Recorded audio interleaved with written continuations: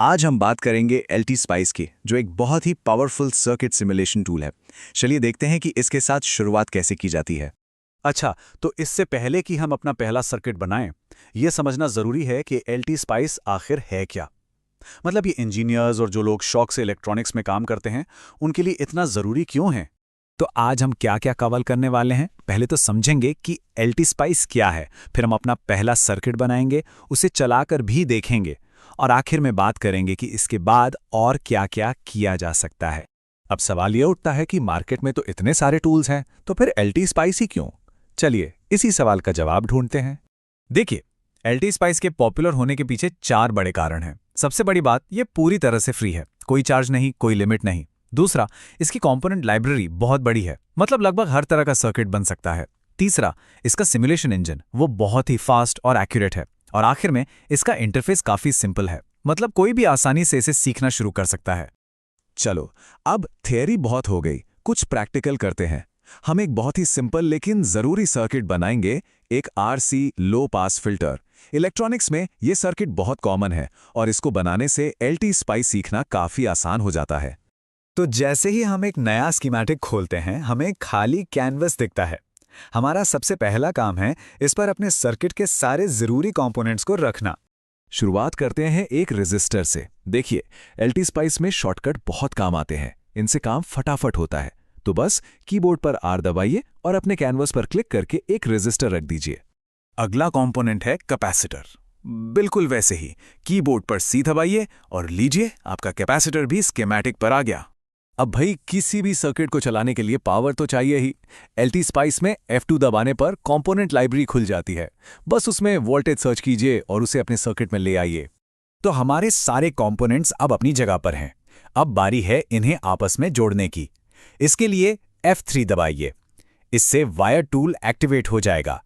अब बस क्लिक करके इन सभी को कनेक्ट कर दीजिए। हाँ, और एक सबसे जरूरी चीज बिल्कुल मत भूलिएगा, ग्राउंड कनेक्शन। किसी भी सिमुलेशन के सही से काम करने के लिए ग्राउंड रेफरेंस बहुत जरूरी है। इसे लगाने के लिए बस जी दबाना है। चलिए, हमारा सर्किट तो बन गया, लेकिन अब इन कंपोनेंट्स को इनकी वैल्यूज भी तो देनी है। हर कंपोनेंट पर राइट क्लिक करके हम ये कर सकते हैं। तो इस सर्किट के लिए हम रेजिस्टर को रखेंगे 1 किलो ओम, कैपेसिटर को 1 माइक्रोफैरेड और वोल्टेज सोर्स को 5 वोल्ट डीसी पर सेट कर देंगे। और अब आता है सबसे मजेदार पार्ट, सिमुलेशन को रन करना और ये देखना कि हमारा सर्किट असल में काम कैसे करता है। सिमुलेशन रन करने से ठीक पहले हमें एलटी स्पाइस को बताना होगा कि हमें किस तरह का एनालिसिस करना है। हम चुनेंगे ट्रांजिएंट एनालिसिस। इससे हम देख पाएंगे कि समय के साथ हमारा सर्किट कैसे बिहेव करता है, और हम इस सिमुलेशन को 1 सेकंड के लिए चलाएंगे। तो सेटअप पूरा हो चुका है। अब क्या रिजल्ट देखने के लिए सब तैयार हैं? चलिए देखते हैं कि हमारा ये लो पास फिल्टर कैसा काम कर रहा है। और ये रहा रिजल्ट। सिमुलेशन चलाने के बाद हम सर्किट के किसी भी पॉइंट पर क्लिक करके वहां का वोल्टेज देख सकते हैं। अभी हम कैपेसिटर के अक्रॉस वोल्टेज देख रहे हैं। ये जो वेव फॉर्म दिख रहा है, ये बता रहा है कि वोल्टेज टाइम के साथ कैसे चार्ज हो रहा है। मतलब हमारा लो पास फिल्टर ठीक वैसा ही काम कर रहा है जैसा हमने सोचा था। क्या बात है, पहला सर्किट सफलतापूर्वक सिमुलेट हो गया है। लेकिन रुकिए, ये तो बस शुरुआत है। एलटी स्पाइस में एक्सप्लोर करने के लिए और भी बहुत कुछ है। इसमें और भी कई एडवांस फीचर्स हैं। जैसे एसी एनालिसिस से ये पता लगा सकते हैं कि हमारा सर्किट अलग-अलग फ्रीक्वेंसीज पर कैसा रिस्पॉन्स देता है। हम चाहें तो अपने खुद के कंपोनेंट मॉडल्स भी इंपोर्ट कर सकते हैं और यहां तक कि मोंटे कार्लो जैसे स्टैटिस्टिकल सिमुलेशंस भी चला सकते हैं। इससे यह पता चलता है कि कंपोनेंट की वैल्यूज में छोटे-मोटे बदलावों से सर्किट पर क्या असर पड़ेगा। अक्सर एक सवाल मन में आता है कि एलटी स्पाइस तो मेनली एक एनालॉग सिमुलेटर है, तो क्या ये डिजिटल सर्किट्स भी सिमुलेट कर सकता है? तो इसका जवाब है हाँ, बिल्कुल कर सकता है।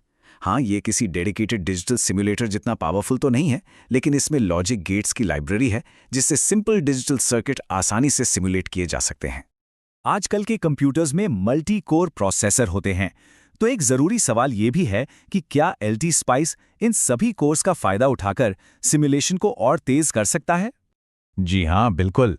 LT spice multi threaded simulation को सपोर्ट करता है।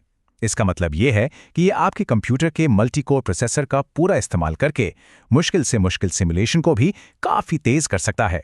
तो अब पहला सर्किट बन चुका है।